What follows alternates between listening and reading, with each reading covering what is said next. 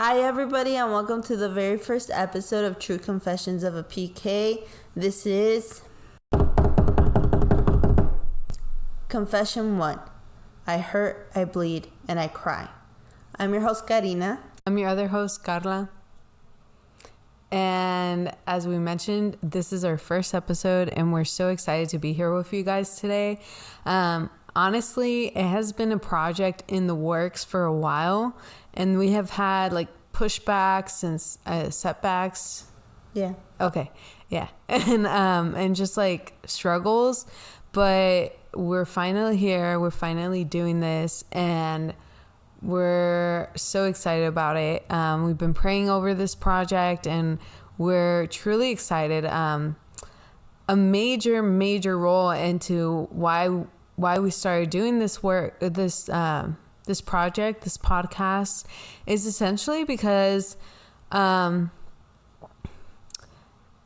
have always, as a pastor's kid, you try to connect with things. You try to find people that can relate to you, can relate to your feelings, your stories, things that you've gone through. And it's so hard, especially because I feel like pastors' kids we tend to keep everything, to ourselves.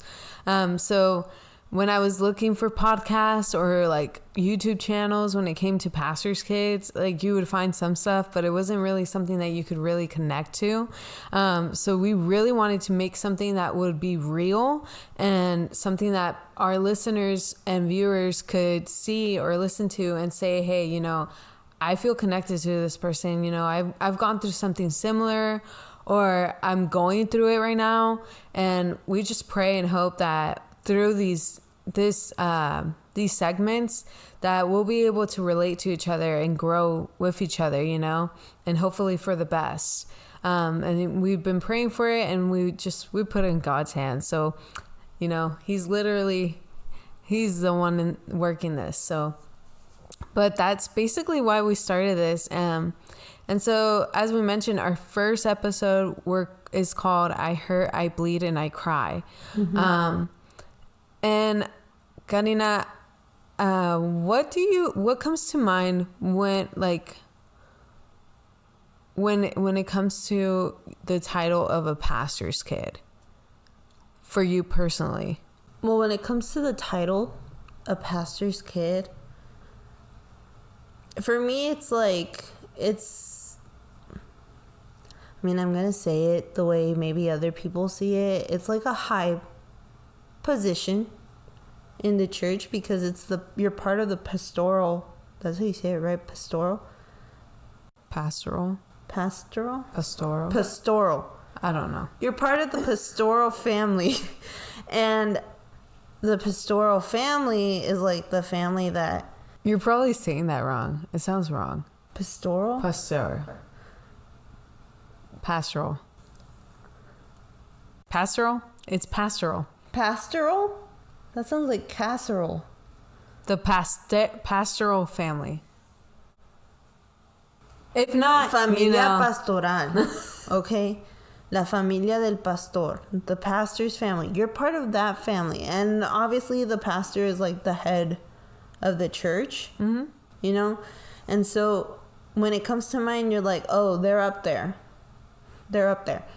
And unfortunately, I feel like that with that comes high standards. And at the same time, there's a lot of blessings. So there's both pros and cons. And I feel like they can level out sometimes, they can balance. But at times, because we're human, we can feel more low than good, like more of the bad than the good. And other times we're going to feel it the other way around. But I think that a lot of the cases, the bad seems to outweigh the good. And it's not necessarily that it does outweigh the good. It's just that we as humans, if we start feeling bad, we kind of dwell in that. Yeah. And I think that's what comes to mind. That's a really long answer. Oh, okay. I thought you were laughing at me for a second. I don't know why. I don't know. Okay. No, it's because I realized, like, man, I kind of went like beyond what she asked. Yeah, I was thinking about the same thing. I was like, I said personally, and you were like, I don't know. It's okay though. Sorry. Okay.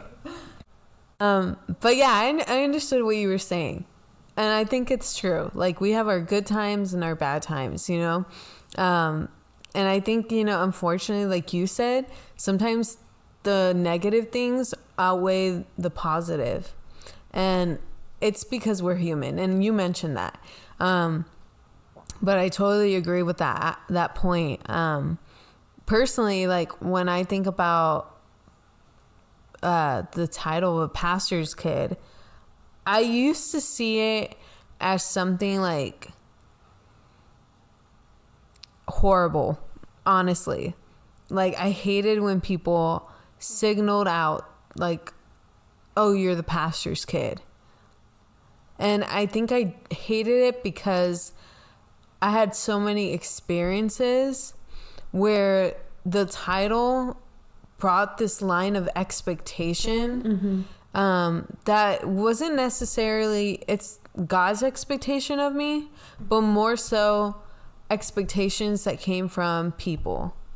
And as an adult now, that I hear the word pastor's kid, or, you know, or people relate the title with me, I don't see it so much as a negative thing anymore, because I know the positive aspect of it. I know that it is actually a blessing. And I guess you can say it's a blessing in disguise, right? But I had to go through things to understand that, you know? Yeah. And like I said, if I was back then, I probably would have told you, you know, I hate that, like, that title. But, you know, as an adult, my mind has changed, you know? And it's because I've grown spiritually and maturely. And so now I have a better understanding of what it means to be a pastor's kid. Well, it's because when you're young and you go through, well, when you're young and as a pastor's kid, people start putting responsibilities over you because you're the pastor's kid. It makes it seem kind of like a burden. Yeah. Rather than a blessing. Definitely. Because they're putting that responsibility over you, it's like, wow, I can't do what I want to do. I can't do what other people my age are doing because I have to do this with the church, or because I have to serve in this. And so that's what makes it a burden. Yeah. Is you're not enjoying yourself, but you also haven't had the experience with God of your own relationship with him. Yeah. And sometimes once, or in my case, once I had that relationship with God, my view on being a pastor's kid kind of changed. Because I got used to, as a kid, like, my family serves. My family serves in the church. We serve the people of the congregation. And I got used to that. Didn't mean I enjoy it, but I was like, oh, we have to do it because that's our responsibility. And as a little kid, I mean, you don't want to be cleaning up a church. You want to be playing outside. Yeah. You know? So that kind of made it seem like a burden. But once I started understanding my relationship with God, like once I started building my relationship with God and understanding the way God sees things, once he started showing me that, it kind of opened up my perspective. And it wasn't this is a burden anymore. It was, oh wow, this is a blessing for me. Yeah. No, I agree with you. Okay. I do. If I didn't, I would have told you, but I do. I think honestly, it's like a journey, and it's sad to know that, you know, if you look at studies that are done on pastors' kids, you know, the majority of them, they grow up and they either stop believing in God or they distance themselves from church, which essentially leads to a distance from God, you know? And so I feel like if you're a pastor's kid and you have yet to put up a distance with God and you continue to go through that journey, like, you're so strong out there. Okay, I'm letting you know you're so strong, because it's hard. It's very difficult. I'm not saying that those people that have left church, have stopped believing in God, are not strong people, but I know that it is so difficult, and it does sadden. Like, it makes me sad. I feel bad, but more so because I know that how hard it can be, you know. Other people that are not pastors' kids or not part of a pastor, how do we say? A pastor's family. A pastor's family, you know, they probably don't know, the majority don't know. Honest reality is that the majority of them don't know what you go through, what that family has to go through. But this is why we're having this podcast, okay? Because we know. We know, and we're going to talk about it. And just an FYI out there, we're going to be mentioning experiences, but for the protection of others, we will not be mentioning names, okay? And not every experience happens at church. Well, with that being said, we're about to have a tea party. So an experience that I wanted to share. This actually happened once I was much older. Like how? I don't know. High school? I guess, yeah, either high school or any high school and going into college, somewhere around there. And I guess it was directed towards our family. You know, every pastor's family is bound to have, like, either you're involved in some area of church, you know. When it came to us, we were involved in everything. Yeah. So I was a youth leader, and at the same time I was music leader, part of the music group, and then I was in dance. I was leading the dance at church, and who knows what else I was. Yeah, Sunday school. It was just a busy. Sundays were busy. Youth. Yeah. I think you said that. Yeah, I did. Anyways, but yeah, Sundays were just completely busy days. And it wouldn't end like after church. Like after church, we would have meetings, or we would have to get together with certain people, or, you know, we had to discuss anything, you know? So our day didn't really conclude until like the last person left the church, you know? But there was a sister at church who would complain a lot over the fact that the pastor's daughters wouldn't go up to her to say hi during church services, you know? And, you know, the first time that they're like, hey, you know, so-and-so, they feel really bad because you haven't gone up and you don't say hi to her. You know, you should probably start doing that because you don't want to hurt their feelings. And, you know, you're like, okay, I'll try next Sunday. Because honestly, you don't do it with the bad intention unless, you know, you actually do it with a bad intention. But in my case, it wasn't like that, you know? And so I remember the next service, I was like, you know, right after church, you know, I'm going to go up to this sister and I'm going to say hi. And while I was trying to do that, I was called into a meeting. And I was like, hey, you have to go into the meeting. They're already waiting for you.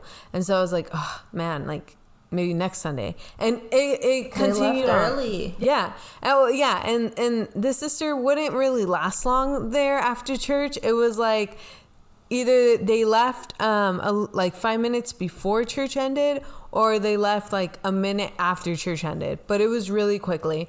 So there wasn't really space there, you know? Mm-hmm. And so I remember I was like, okay, next time. And it just kept being pushed back, you know? I really didn't have the time. But the complaints never stopped coming in, you know? And it was like, hey, you guys need to go and start saying hi. Like, it's so rude that you don't say hi to not just this person, but to people, you know? It's part of your job as a pastor's daughter, as the family of the pastor, you know? And I remember after a while, it just started getting very frustrating because I was trying, but there wasn't any time, you know? And it's not just that, but my grandparents would go to church with us. And obviously, I'm going to go say hi to them before I say hi to anybody else. No offense to people out there, but it's just like out of respect to my grandparents, like you got to say hi to them first. And so I had priorities in a way. And like I said, no offense to people out there, but you just, you know, everybody has priorities, and my grandparents were part of that. So I remember that one Sunday, my dad actually, he was like, hey, you know, there's been a complaint again. Like you really, like, you got to try. And I remember telling them, like, my parents, I was like, I am trying. Like, I'm actually trying here. I don't know about the rest of my sisters. I'm not speaking for them, right? But I was like, I am trying. And it's really frustrating that this is a complaint, like complaint after complaint. The constant complaints. Yeah, that was just getting to me, and it was frustrating me. If you know me, you know I get creative sometimes. And so one day I was like, I'm done with this. And I think, you know, other people need to make effort too. Like, it's not just, oh, the pastor's kid has to come up to you to say hi after church or before church or whenever the heck you expect them to say hi to you, you know? But you can make the effort too. Like, if you see me rushing to get a meeting, just be like, hey, hold on. Like, I just wanted to say hi to you real quick. Yeah. And it was more so what was getting to me was the fact that this individual would tell people like, oh, you know, I actually love your daughters because they actually say hi to me. But, you know, the pastor's daughters, they don't say hi to me. You know, they're so rude. And it's like, whoa, when you start comparing me to other people, that's when I start getting angry. You know, no offense again. So I was already frustrated. And I said, you know, I'm going to give a little bit of their own medicine, you know? And so one Sunday, a taste of their own medicine. Yeah. And so one Sunday, I went up to this individual. I actually had time.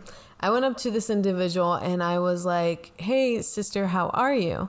And I remember they were like, oh, hi, but like thrown off completely. And I'm like, in my head, I'm like, isn't this what you wanted? Like, no offense. But I was like, how are you? And they're like, oh, I'm good. And I remember just saying like, I really wanted to talk to you because I've been feeling resentment towards you. And they were like, oh my gosh. Like, I remember like their face just completely transformed. And I was like, I've been hearing, like, I see how you say hi to all these other girls at church, but you never come up and say hi to me. Like, you say hi to all these other people, but when it comes to me, you never make the effort to come say hi to me. And I remember the individual just got like so panicky. I guess they were like not expecting it, completely thrown off, right? And I was like, in my head, I was like, I see the wheels turning, you know? And they were like, oh my gosh, I'm so sorry. Like, I never saw it that way, you know? And they're like, I actually thought that you didn't want to come say hi to me, that you didn't like me. And I was like, no, like I'm just always busy. And I always see that you go up to other people and you say hi to them. And so, you know, at the end I said hi to her, and, you know, that was concluded. But my parents found out. And I remember my mom, she was like, oh my gosh, Karla, like, what did you do? And I was like, Mom, it's not that big of a deal. Like, I was like, and my sisters, they were just like cracking up. And my dad, he just had this face of like, I don't know if I should be disappointed or like, I don't know what to do with you, you know? And my mom, she was the one panicking. She was like, I can't believe you did that. And I was like, Mom, I didn't do it with like an evil aspect into it, you know, like I did it because it was just getting so difficult, like so frustrating to keep hearing the same thing. Like, make an effort, go say hi. You're the pastor's kid. You have to be the one to do it. And I didn't have the time to do it. Honestly, like I would try, but I just never got to be able to do it, you know? Mm-hmm. By the time I was able to do it, you know, I'm pretty sure the individual only stayed like, they canceled a meeting or something like that. And that's why I was able to do this today, you know? I remember my mom, she was like, next time, you know, don't do that. Like, but I felt like maybe they learned something, you know, hopefully they learned something. But in that moment, I was doing it because of frustration.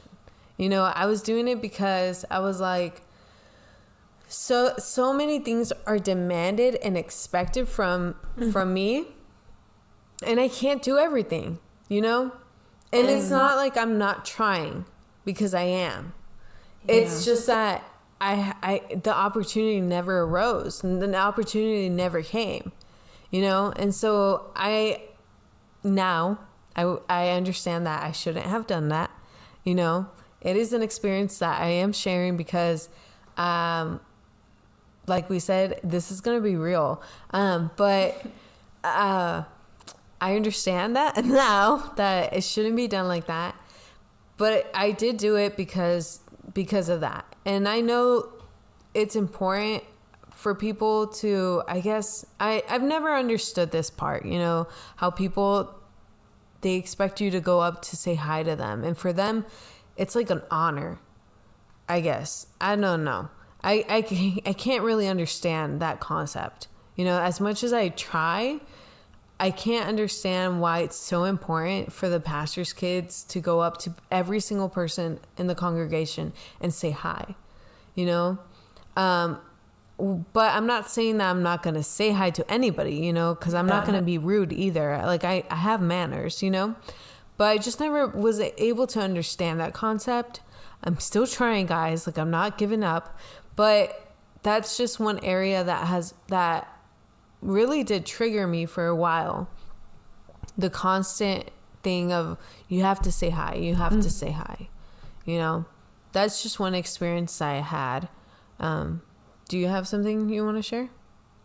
Well, it's difficult for me to come up with experiences where people use that title against me. And I think it's more difficult for me because from a young age, like, I saw how they would pull you and how they would pull our older sister Vanessa into meetings because you guys did something wrong. Yeah. And so I remember from a young age, I came up with this game plan to be the perfect pastor's kid, which obviously you can't be. You can't. But that was my game plan.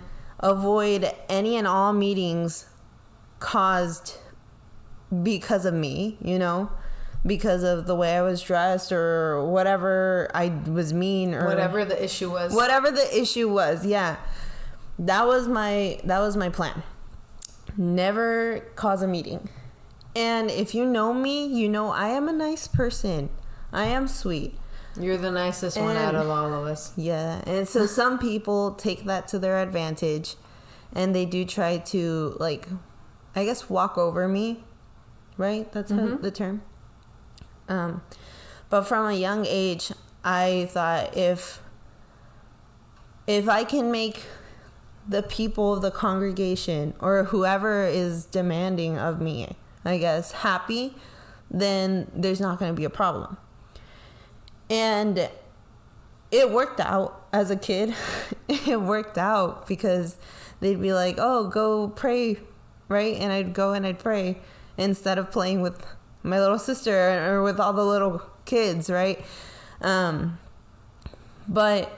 once I started getting older and I started actually participating in building my relationship with God, I realized people, when you're in the moment of worship, right, or when you're at church, God's not expecting perfection from you, because I mean, you're not Jesus, you know. But God's not expecting perfection from you. God's accepting you as you are. So I wasn't perfect, and I came to realize that at, I guess, around like middle school age. I realized that, and I started kind of having that mindset in the back of my head, like, I'm not perfect and I'm not gonna be perfect. And so everything I do doesn't have to be according to how people want me to do it. You know, it's like they say, if you want something done, do it yourself, because other people aren't going to do it the way you want it to be done, you know, or step by step how you want it to be done. But one Sunday, I remember a group from a different church came to take over the worship. And I remember I was praising and worshiping in my own way, you know. And after the service, this woman came up to me. A sister, right? A sister from our church came up to me. And this sister told me that as the pastor's daughter and as a member of the worship team, because I was a member at that time, I needed to praise and worship with my hands up for others in the congregation to see, so that I could kind of lead them to do that. And I remember I thought, why am I going to praise and worship with my hands up for others to see, when my praise and my worship isn't for them, it's for God? Mm-hmm. And so I told her that I didn't understand why she was telling me that. Like, I didn't explain that part. I just told her I didn't understand why she was telling me that I should do that. And she said, well, yeah, as the pastor's daughter, that's you're supposed to be leading. People see you as an example. And I understand that there are people you look up to, but why is an adult going to look up to a kid? It didn't make sense. It still doesn't make sense to me. But I didn't take it the best way. I didn't react the best way. And so when she left, I remember some church friends came up to me and they started asking me, like, oh, what happened? What happened? And I was like, well, she started telling me how I should praise and how I should worship. Someone overheard, and they had overheard how she told me, and they got into the conversation and said, well, she didn't tell you anything wrong. And I remember I got in the car and I told you guys what happened, and I got so mad because I thought to myself, I shouldn't have reacted. I shouldn't have reacted that way, because now there's a problem. And luckily for me at that time, it wasn't a problem. It wasn't bigger than it should have been. There wasn't a meeting. But at that moment, like, I started kind of realizing I'm not perfect. I'm not going to be perfect. If I praise and I worship for God, and I stand by that. You know, it's not for the people to see, it's for God. It's between me and God. And it's not, maybe I didn't react the best because I started telling other people and I was angry about it. So maybe it was my tone when I started talking about it. But what she said was not correct. What the sister said to me was not correct. And people have this expectation of, look at how the pastor's kid is doing it. You know, my kid is going to look at their kid and they're going to like build this relationship with God because they see this kid doing it. And I don't know like where this mentality comes from, but that's the idea that people have. And it's kind of disappointing because you're relying on a kid who hasn't even lived life. Yeah. So I do think that in a way, an adult can look up to a kid, but I only think that because, like when it comes to because God has used me as from a young age, so I know that in different ways that God has used me, adults have said like, I hope that one day God can use me the way he has used you. Mm-hmm. You know, in that aspect, I understand. But in the area of using the fact that you're a pastor's kid or even part of the worship team and expecting you to do something. First of all, there's a lot of different ways a person can worship. Yeah. A person can worship sitting down, laying down, standing up, dancing, standing still. Like, worship can happen in any shape or form. Mm-hmm. You know, I believe in that. So I've never understood the idea or the concept of, in order to worship, you need to have your hands up and you need to be standing up, you know, or the idea of like when you're praying, you have to have your eyes closed. Why? You know, like I've never understood that, you know? I don't know if it's because out of respect or something, but I do believe that God can use you, whether you're sitting down, standing up, turning around, like God can use you. And I do think that these little things, these little concept or like you said, ideas are more from humans than it is from God. Yeah. You know, because God says, come as you are. He doesn't say, come standing up with your hands up, you know, like he doesn't give instructions, you know? Perfection. Yeah. And so I see things differently. Like we see things differently. But that expectation of, because you're a pastor's kid, you have to do that. You have to do this. Or like you have to set the example for others, you know? That does trigger me. You know, when I was little and I was in Sunday school, I remember this one time, you know, we before we would go to get our snack. Yeah. They would line us up and we had to memorize the Bible verse for that day, you know? Hated that. Yeah. I couldn't memorize it. And I never made the effort to do so. You know, I would sleep during Sunday school, and if I wasn't sleeping, I was torturing other kids or I was torturing the teacher. I was always that one kid, okay? And that's even if I made it through the entire class, because usually they would send me with my parents because I was behaving badly.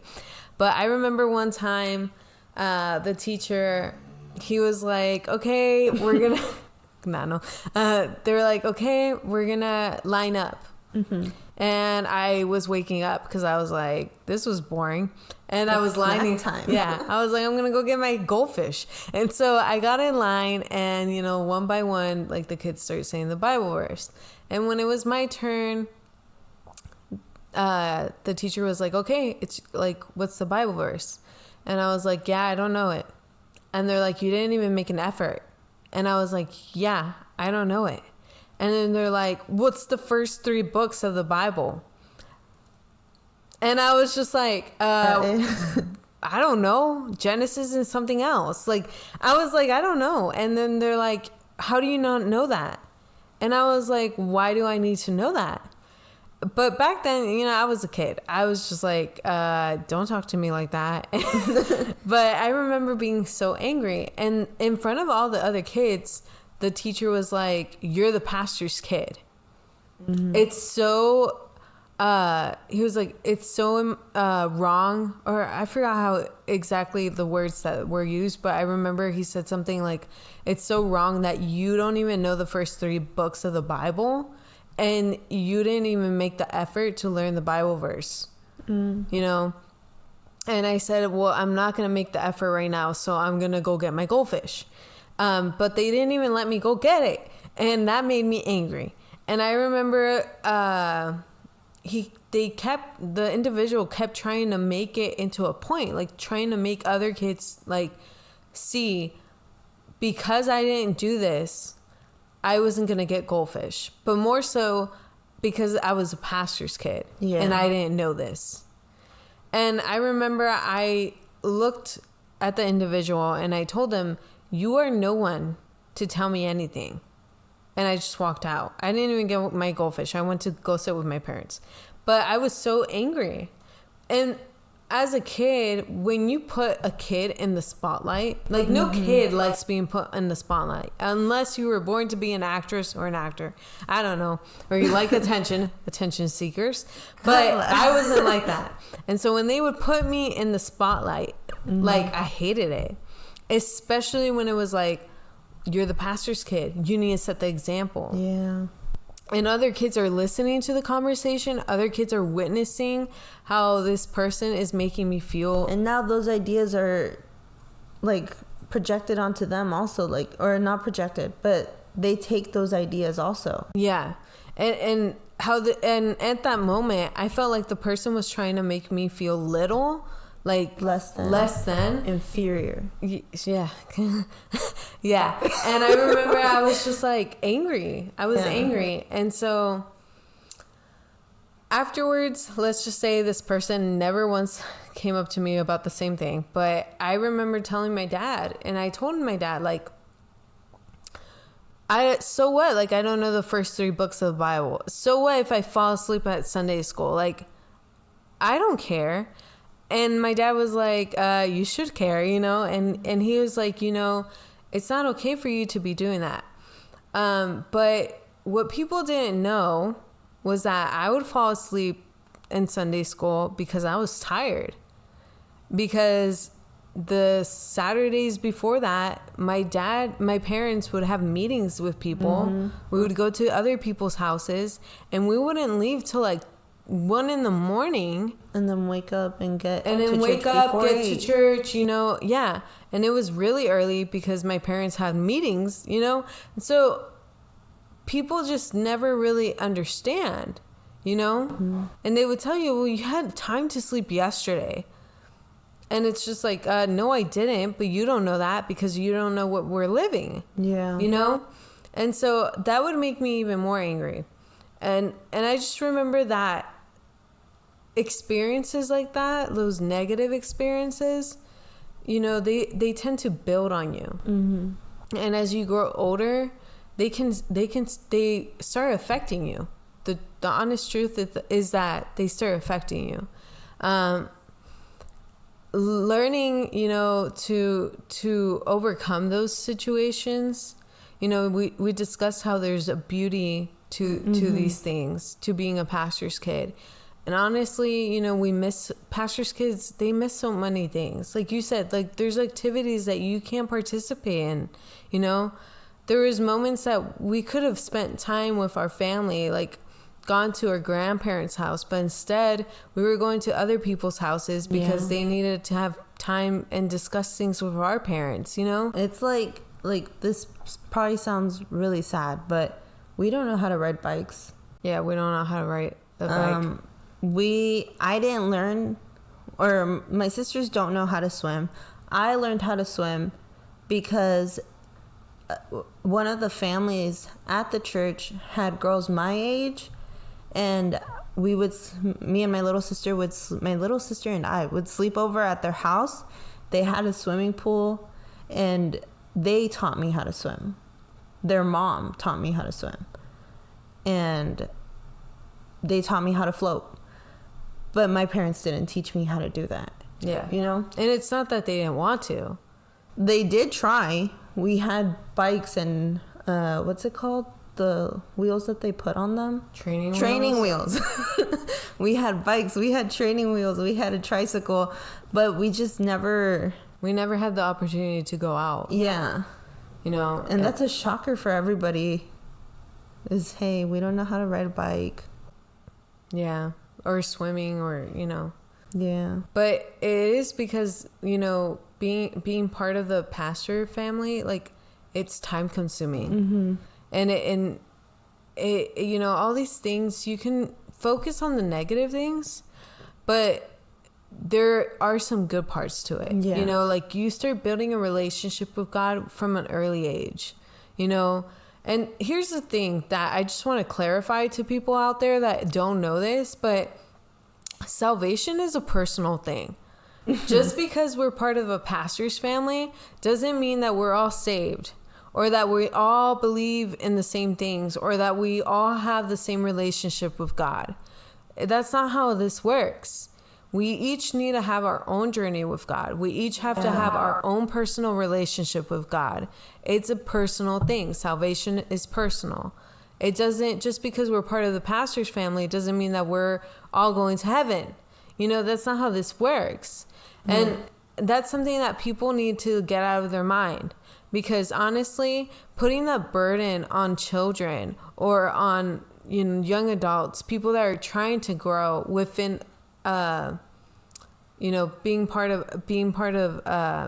a pastor's kid, it's so difficult to grow, trying to grow in the expectations of God when you have people trying to implement their own expectations. Yeah. You know, I remember one time, God gave me a word for someone, and the word, you know, it was meant for someone, but I also took it in for myself because it was such a good word. It's one of those words that, you know, when you hear it, you're like, yeah, that was good. But I remember I was praying for someone, and God told me, you know, you need to stop. You told me to tell them, you need to stop climbing up the ladder of expectations that people have set for you. Get off and start climbing the ladder of expectations that God has set for you. And it is, the reality is that there's two different a line of expectations, and you have to learn to discern which one's coming from God. Yeah. I'm not saying that everything that people say is wrong, but what I'm saying is that you need to learn, is this actually coming from God? Yeah. You know? It's like when you take a critique at work. Does that critique actually help you improve your work, or is it just bashing on you? Yes. In case they didn't relate. But yeah, essentially that's it. And I don't know, I know that it's so, like we mentioned, being a pastor's kid is difficult, but that's why we're doing this, because we want you guys to know that if you're feeling something or if you're going through something, you're not alone. Mm-hmm. You know, we've experienced things, we're experiencing things, and we want to be able to help each other. Do you have anything you want to add? I don't think so. No? Teamwork makes the dream work. Okay. But yeah, so essentially, like, this is the point of this podcast. Yeah. And we really hope that as these other episodes start going up, that we can, as I mentioned, we can grow from this. Yeah. We can really learn from each other. Both you and I are in a relationship with God right now. Mm-hmm. We've had our distance from him. Yeah. But we've always been able to come back from that. And if you're listening to this and you feel like, you know, I wish I can come back, I wish I can have that relationship with God once more, You can. Yeah, definitely you can. And if you need prayer, reach out to us. We would love to pray over you. I do want to say one thing that our dad has always told us. People are going to disappoint you, but God, never. He never disappoints. Never. And that's something that's super important. Like, people are the ones, humans are humans. Yeah. Just like we said, we hurt, we bleed, and we cry. We have our emotions too. We're humans too. Pastors' kids are humans too.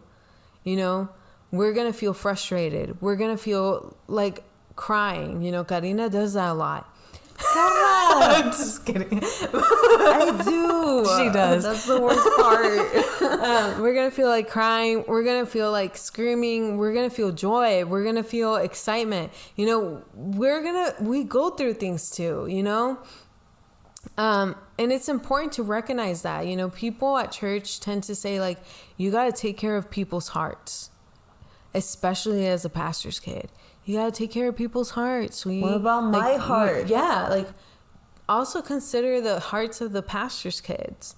When you're talking to them, when you're telling them things, when you're putting them on the spotlight, like, recognize that they have feelings too. Yeah. They're not perfect.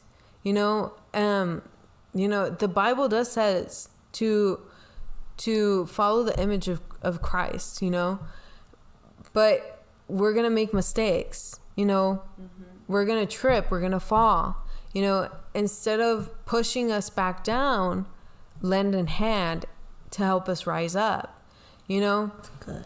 That was good. Thank you.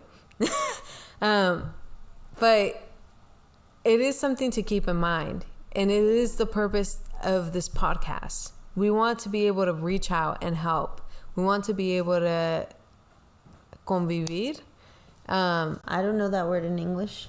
I don't know either. Convivir is like a get together. Oh, get together. Oh, get together? Isn't it? I don't know. I think so. And learn from each other and grow from each other. Yeah. And just embrace God's love, That sounded very like hippie-ish, but it's okay. Love is, yeah. Yeah. And so we hope that you enjoyed this episode, our first episode. How exciting. Guys. And we hope that you continue listening on to our podcast so that you can listen to our other episodes. They're going to be different topics. Mm-hmm. But we do want to let you guys know, I'll let Karina say it. If you need prayers, you can slide into our DMs. That was my voice if you didn't know. Oh, no, but I was going to let you say, like, our social media stuff. Just the handle? Sure. Okay. I don't know what that means. Like the user. Oh, like okay. Your username, that's the handle where it says, like, @ and then... I'm not the techie person. Okay, we're true... We are True Confessions PK on Instagram and on TikTok. And we also have an email in case you want to email stories or your prayer needs and you don't have Instagram or TikTok. true.confessionspk@gmail.com. There's no of in anything, I think. There's not. No. But thank you guys for listening. Thank you guys. We hope to see you guys soon again. Bye. Bye.